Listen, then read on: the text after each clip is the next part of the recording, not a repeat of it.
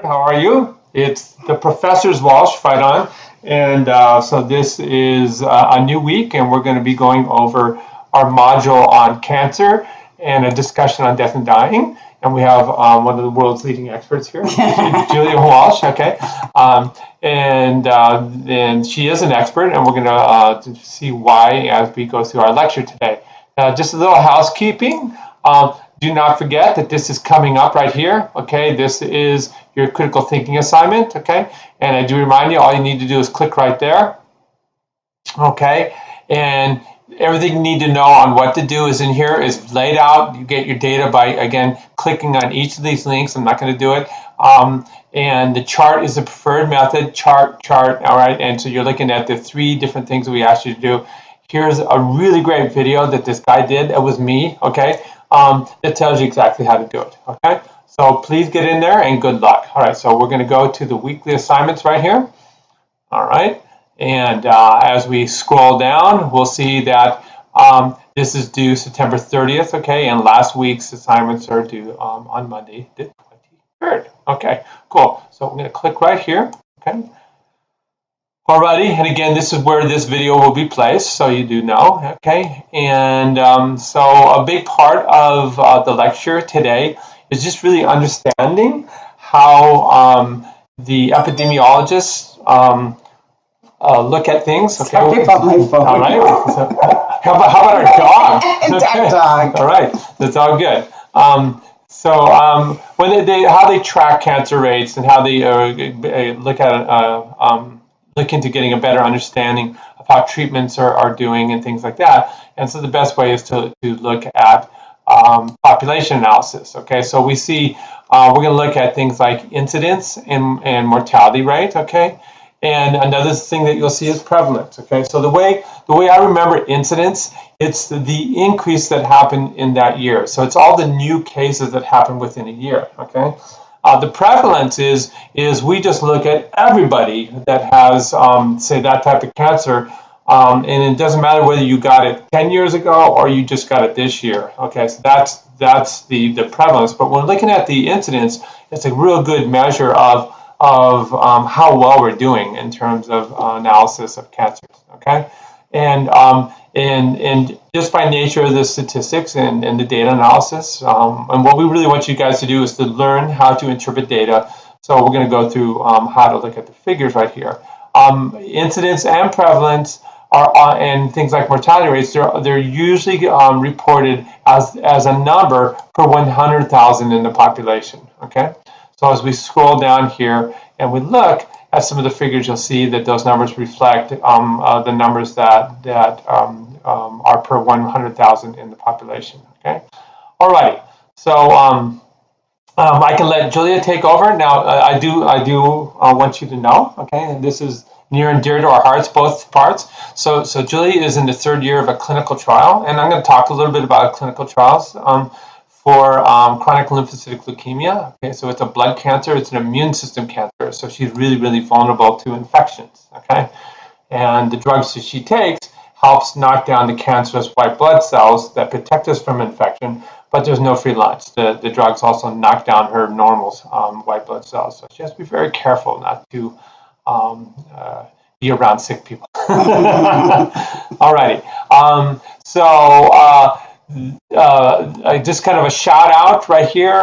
There's a couple of people, Justin and Ray Lynn, that are in my JL 310 class, where it's a whole class based on cancer, and we've been talking a lot about these things like obesity, excess weight, and how to fight cancer through things that you have control over, like your diet and physical activity. Okay, and so and we see through this epidemiology, okay, where we study thousands and thousands and thousands of people, we can see that weight is a risk factor. Physical inactivity is a risk factor, okay? Or counter that, physical activity actually reduces your risk, okay? And having a reasonable, moderate diet will improve your risk or reduce your risk, okay? All right. We see right here that cancer is more common among men than women, okay? And this is due to a lot of things that we're exposed to. Now, we could go into and you guys could do this on your own. You just go in and you see, who gets cancer and what are the numbers, and sadly, when we look at cancer rates, it's right around 1 out of every 2 will get cancer in their lives. It kind of varies between men and women. The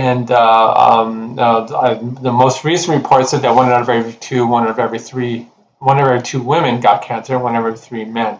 And the types of cancer vary. Women are very vulnerable to breast cancer. Okay. Can I jump in? So I'm going to let my wife jump in now. I can't help. I'm just like a blabbermouth. He's the talker in the family, and I read. But anyway, no, I want to jump in because this figure talks about oral HPV, and what we're seeing with the data on HPV, now that we have a vaccine that can prevent cancers related to HPV, is we're seeing a huge drop in HPV-related cancers, which can be oral cancers, cervical cancers, anal cancer. So a lot of different things can happen if you're exposed to HPV. Right now, there are probably 80 million people in the U.S. that are infected with HPV, if not more.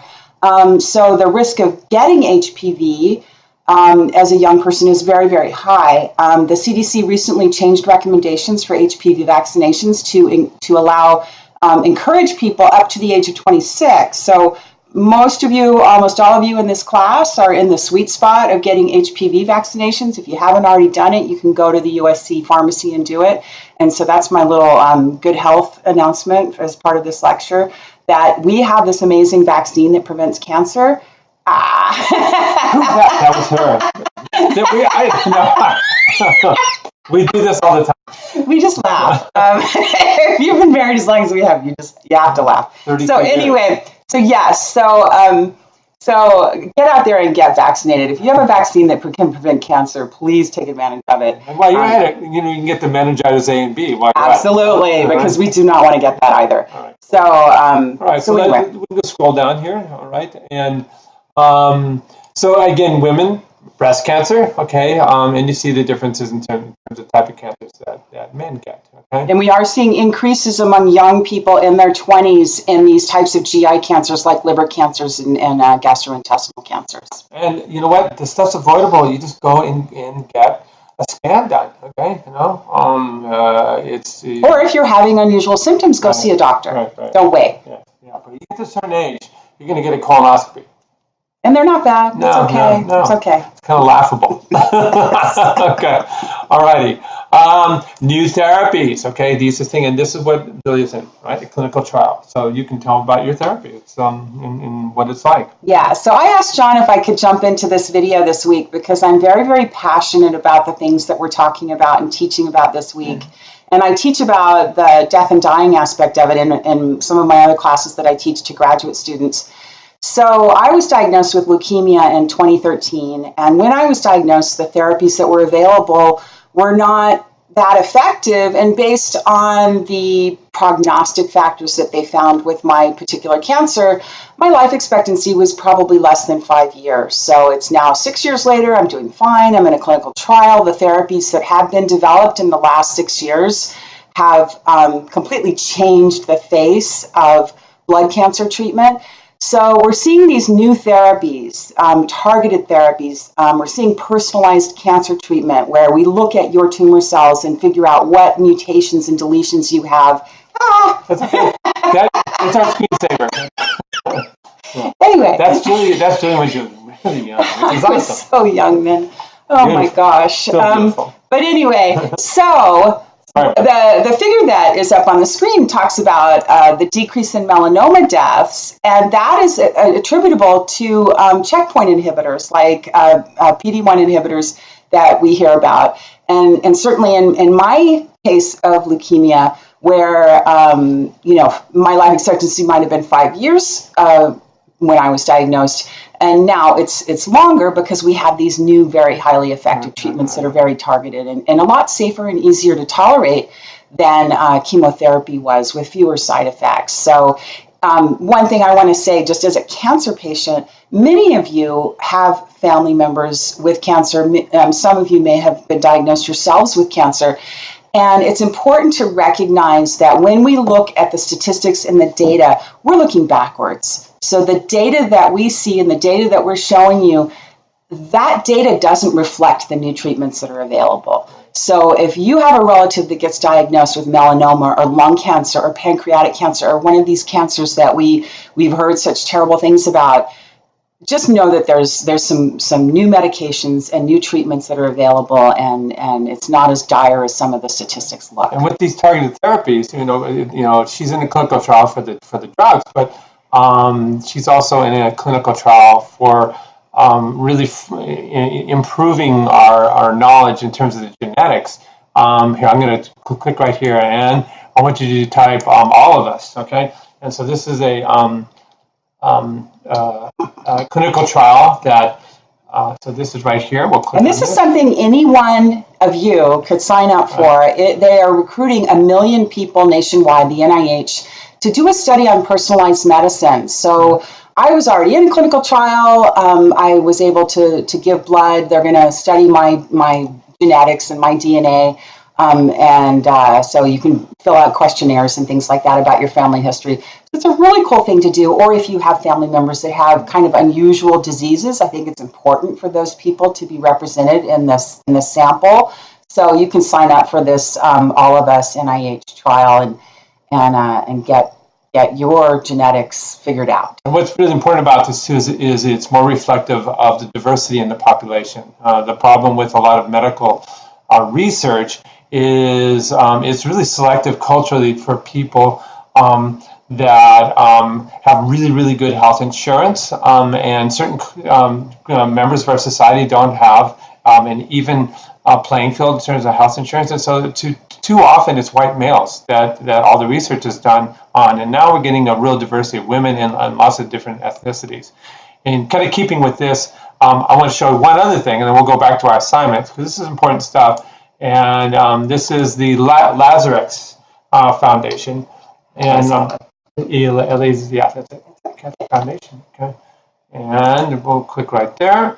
And what's really great about this is about this amazing foundation is about really evening the playing field, so that you maybe don't have the money to travel all the way to Dallas or to Washington, D.C. to do the clinical trial for your cancer.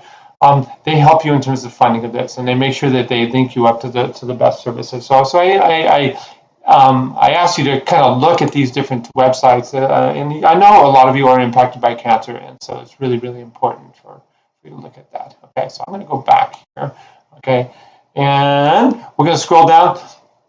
So these again are looking at rates again per 100,000. Okay, so these are the ways the statistics are put out there. Okay, and so we see basically when you look down here, you see that we have all this improvement. We see right here that the rates are going down, and then some areas where things have gotten worse. Okay, and that's how you read these statistics. Okay, we can come down here again. This would be new cancer. Okay, so that would be what? Incidence. Okay, so this is an increase in the incidence. Again, number of cancers per 100,000. And again, you see improvements, and you see things were getting worse. Okay, so we basically want you to be able to just scroll through this and understand what's going on. I'm not going to go through we're not going to go through every one of these. Okay. These are all different types of lymphomas and leukemias. These are, again, cancers of your blood system. This is the category of cancer that Julie has right here, okay? Mm-hmm. And we see 5-year survival rates. Now, this is, again, for children, okay? Whole different ballgame for older people, right? So, alrighty. You can go across the board and look for inequities, for example, in terms of survival rates between Black patients and white patients of these different types of cancers, okay? Again, this is looking at incidence rates, okay? And so you have to ask yourself, when there's differences, okay, what is it these people are doing differently, okay? What's different about their environment? So I want you to or their access to healthcare. Right, exactly. They may not even get diagnosed, so they don't even add to the numbers, okay? We want you to watch these videos, okay? and understand cancer. This is a key concept in cancer. We have two types of genes that drive your cancer, mutations, okay? We have these natural genes that allow our cells to grow. We need to make new skin cells all the time. We need to make new stomach and intestinal cells all the time. We need to make new immune system cells all the time. So these guys are always have a little bit of gas pedal, depending on what's going on with your life, to make new cells, okay? Alrighty, and then there's another type of type of gene that slows down cell division, okay? So this is called a proto-oncogene right here, naturally occurring in our cells. And then we have these natural clearing breaks called tumor suppressor genes, and they also help to get rid of really nasty bad cells, okay? One form of cancer is where the proto-oncogene, your naturally occurring growth genes, they then become oncogenes, okay, because of a mutation, and so the gas pedal is down all the time and at a furious rate, okay? So, I'll just throw a make-believe number out. So normally you're producing a new skin cell every say 2 or 3 days, okay? And then and that's what it's supposed to do through the proto-oncogene. It becomes an oncogene, and you're producing new skin cells every 2 to 3 seconds, okay, in that region where there is a melanoma and a tumor, okay? We can also have the genes that normally get rid of the bad cells go bad, and now you can't get rid of any of the bad cells, and then that forms a cancer. So that's where you lose this tumor suppressor gene. All right, so just some things that we want you to do, okay? So all the data you saw can be obtained by looking right here at this website. So you see it's all replicated right here, okay? With verbiage. I just want you guys to have some curiosity. I think it's really, really important for you to go in there and kind of take a look around, okay? And then we go back over here again, and here's another point of curiosity. So this is the National Cancer Institute's website, and it talks about new trends, okay? Because world population is going up, the number of people that are going to get cancer is going to go up, and it's a burden. Okay? And because the population is aging, so your risk exactly. of cancer goes up as you get older. Absolutely. And then down here, through your curiosity, you can find out what is cancer. We can go over the things that we just talked about, what you can do to prevent it, okay, what the causes are, things like viruses, exposure to asbestos. I can hear my dog in the background. That's going to give me not cancer, it's going to give me a stroke. and how you diagnose and categorize your cancer, what your outcomes might be, and then all the different treatments. I'm not going to go into it. I just want you guys to please become an informed consumer and an advocate for your family or friend members, or hopefully never you, that have cancer. Okay. All right. So we come back over here, and then we launch. So that's the crux on this, the assignment, okay? When you get done with all this, what do we have here? We have the quiz that you're going to do. Again, everybody gets 5 different questions. I'm sure you've figured it out. And then we have the discussion on death and dying.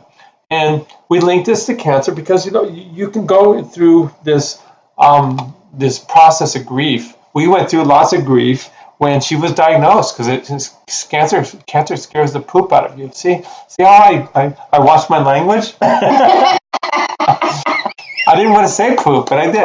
Okay. Hey, there's my mean dog. Okay. Now the profanities are going to start flying. Okay, because I'm going to go kick that dog's ass. Okay. All right. I want Julia to take over this because she's a real expert in terms of death. Okay. So I have this special interest in death and dying, and I'm kind of passionate about it. I teach about it in my class, the master's students, legal issues associated with death and dying, how to be ready, how to get a power of attorney for healthcare, which we'll talk about later in this class. A couple things. When I was diagnosed with cancer, of course, I did what we were all not supposed to do, and I went online and found a graph that showed the exact survival curve for someone with my mutations, and it wasn't good. And I thought, I'm gone. I'm going to die. And I was so terrified and so afraid of death and the process of dying and what it was going to be like for me and how it was going to affect my family that I actually started to study it. And as a gerontologist, we really need to be comfortable with talking about death and dying, and most people aren't. It doesn't matter what your culture is. It doesn't matter what your nationality is. It doesn't matter who you are. We're all pretty terrified of talking about death and dying. So I became interested in it. There's That's okay. It's all right. There's some great. That's our screensaver. There's actually some amazing documentaries on HBO and Showtime that have dealt with people in hospice dying, and I watched those and became more comfortable with the process and everything. And then last year, revisited all of the learning and education that we've had about death and dying. My mother passed away suddenly in November, and it was unexpected, and she and I were best friends, and she was such a force of nature that we really thought we had a lot more time with her, and she died suddenly from heart disease. And the process of going through grieving when you are very close to someone and you love them dearly is hard, and it's long, and so we're showing you a video this week that talks about the 5 stages of grief, but understand that in reality, it's not just whatever it is, denial, anger, bargaining, despair, acceptance. It's 25 stages of grief, because you'll go forwards and then you'll go backwards and then you'll go forwards and then you'll go backwards, and you'll repeat stages over and over again. So when you lose someone or something bad happens to you, it might be the job that you didn't get, or the bad grade on a test, or your dog dies, or just anything that can happen. Or that butthead boyfriend that dumped you? Yes, and the end of a relationship is something that can cause grieving, and sometimes it's not someone dying. It can be someone who's unavailable. Maybe they have drug or alcohol problems and they're unavailable. Maybe they have mental health issues and they're unavailable. But there's so many different ways that we experience grief, and so Elizabeth Kubler-Ross is one theory and one way of thinking about grieving. There's another website that I'll post, I think, in the discussion. It's called What's Your Grief? And they talk about, there's probably 10 different accepted theories about grieving and how to deal with grieving. Understand that everybody grieves differently. What I do now as someone in her 50s who's lost, a number of people that I'm close to, is different than how you might approach it at your age, or even, different people that are the same age will react differently. So, but as you grieve, it's a long-term process. And I encourage people, when they are experiencing grief, to not turn away from it, but turn towards it, and just understand this is part of dealing with the love that you had for that person, and moving forward. One of the things I read that comforted me said, your relationship with that person didn't end because they're dead. You still have that relationship with them. They're just not going to be physically present anymore. So do whatever feels right to you in terms of processing your grief. It might be, I wear my mom's jewelry every day, because that means every day I get up in the morning, I put on her jewelry and I think about her. And it's just something. I have a picture of her on my nightstand. So I say, hi, Mom. Every morning.